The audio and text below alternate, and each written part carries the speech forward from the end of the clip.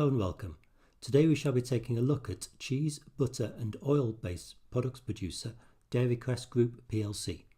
The company has a market capital of £707 million and is currently ranked 231st in the FTSE 250 index.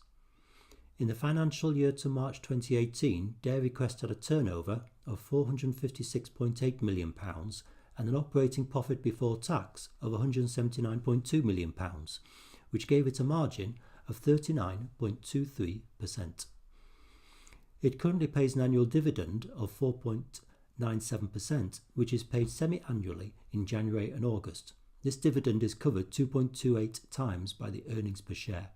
The company was founded in 1981 as a milk processing arm of the Milk Marketing Board, which was formed in 1933 as a buyer of all surplus raw milk, ensuring that all milk producers have a buyer for their milk.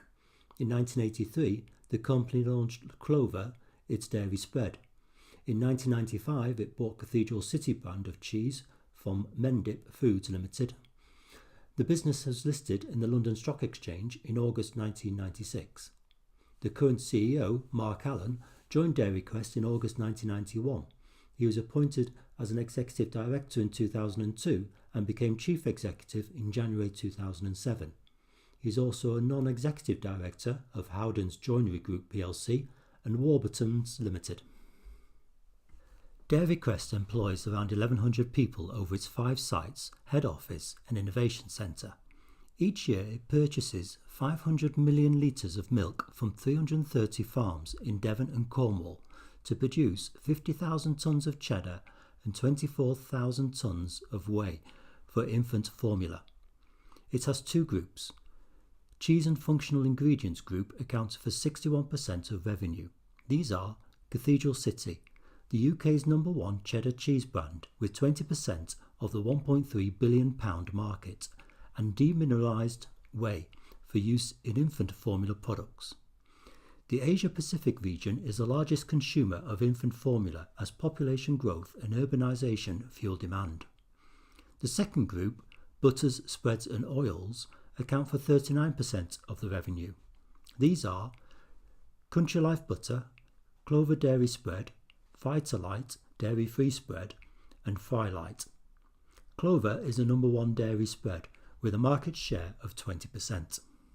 For the previous 4 years, Crest has had a consistent revenue of between £36.8 and £179.2 million, and an operating profit margin ranging from 8.2% to 39.2%, which gave it an average of 17%. The forecast for next year is a 6% increase in revenue to around £484 million and a margin of 13.8%.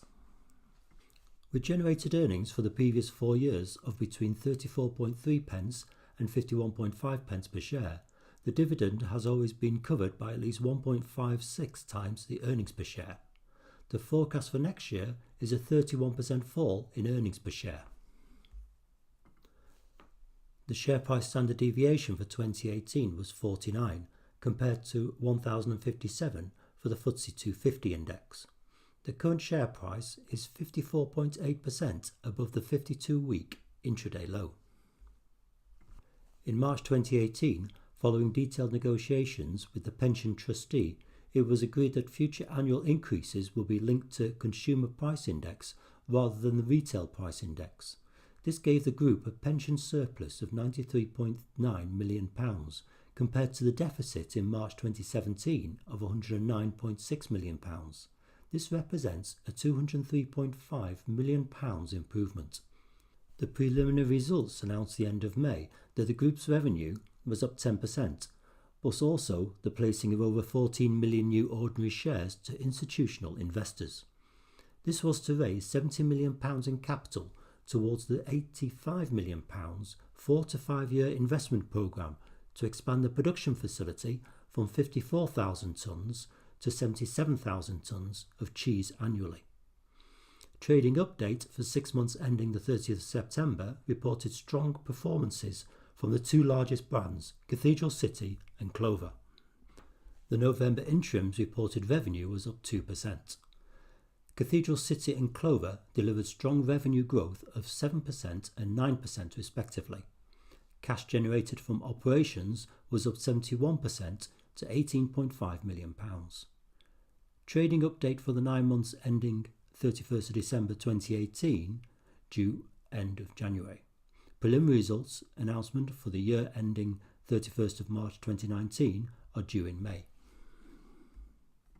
The share price has fallen recently and is reflected in the price-earning ratio of 8.8 compared to the FTSE 250 index average of 15.9. Dairy Crest pays a dividend of 4.97% compared to the FTSE 250 average of 3.19%, and it is covered 2.28 times by the earnings per share. There are growth opportunities in snacking and convenience ranges, and demand is growing for high-quality, mature cheddar in Europe, US, China and the Far East. Growing interest in lactose-based probiotics, a byproduct from the cheese-making process, which can be added to a wide range of adult and animal nutritional formulations to help improve gut health. The large pension deficit of £109.6 million has now been negotiated, but whilst the business is cash generative, the leverage is an issue, with net debt running at £265.7 million. Bank loans and overdrafts cost the company £9.5 million last year. The negotiated pension scheme heavily skewed the gain in profits last year, and the CEO, Mark Allen, due to long-term incentive awards, was paid £2.67 million. He is also paid as a non-executive director to attend meetings for at least 2 other companies. For these reasons, I have given Dairy Crest Group an overall rating of 4.5 out of 5. Thank you for watching. Please leave comments below. And also like and subscribe for further analysis of UK company businesses.